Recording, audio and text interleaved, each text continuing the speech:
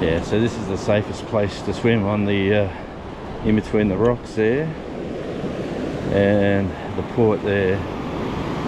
There's not as much undertow, I'm told.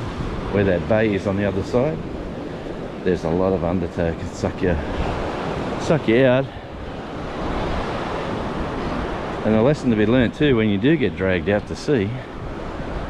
These guys are feeding the aerial rats, we'll call them, the seagulls.